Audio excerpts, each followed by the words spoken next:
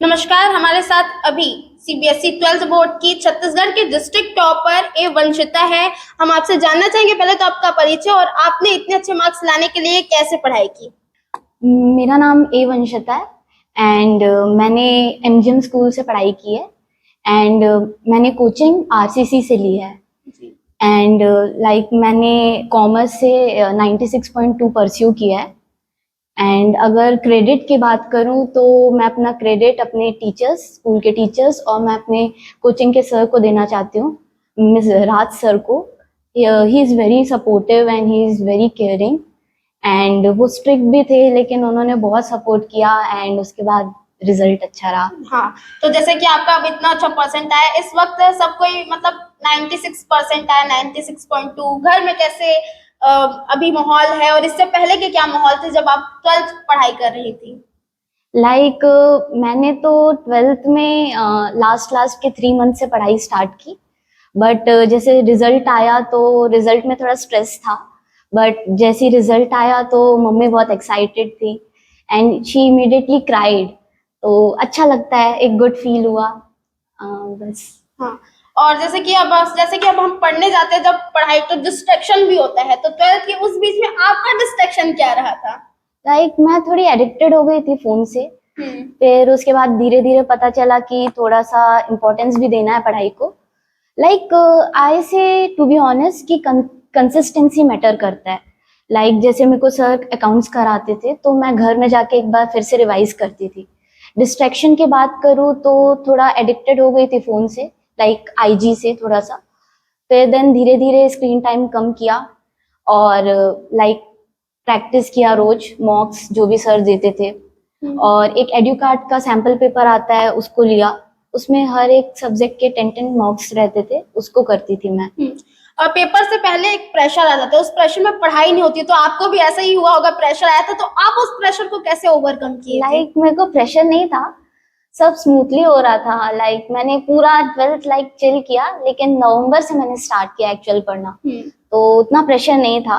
P के लिए मैंने पढ़ा नहीं था, तो थोड़ा उसके लिए प्रेशर था। बस। मैं शेड्यूल के बारे में भी जानना चाहूंगी, जैसे कि आपका कैसा शेड्यूल था पढ़ाई को लेकर, क्योंकि ये भी रहता है कि हमें पढ़ाई भी मेंटेन करना चाहिए और बाहर मूवीज जो ऐसे कोई होता है, तो दोनों ही मेंटेन करके चलने से ही पढ़ाई अच्छा होता है। तो आपने कैसे मेंटेन किया।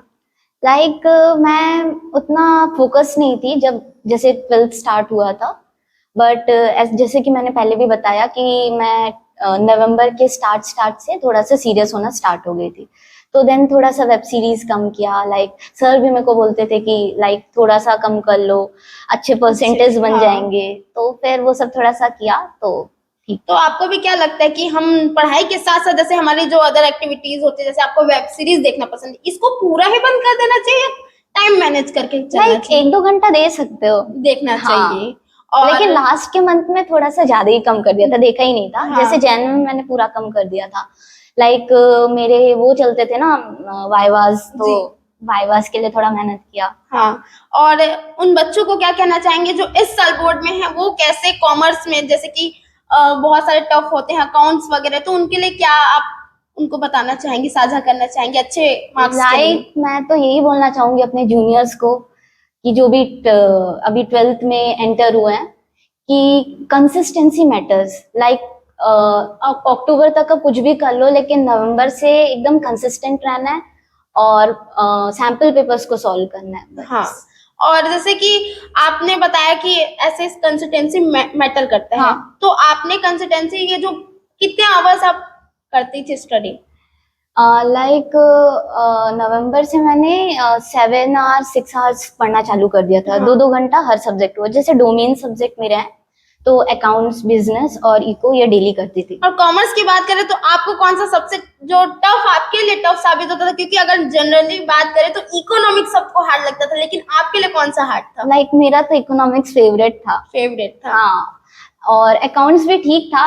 मेरे को ना प्रॉब्लम्स होते थे to be honest business study में। हाँ, लेकिन वो धीरे धीरे सॉर्ट आउट होना चालू हो गया। सर भी करवाते थे, राज सर, और मेरे स्कूल की मैम भी है, वो भी हम लोग को कम से कम 100+ हम लोग केस स्टडी कर चुके थे। जी, और नोट्स के बारे में भी जानना चाहूंगी, और आपने क्या किस प्रकार से नोट्स बनाया जो आपको हेल्पफुल साबित हुआ लास्ट टाइम पे, लास्ट मिनट में, और कोचिंग का कितना हाथ रहा आपके पढ़ाई को लेकर?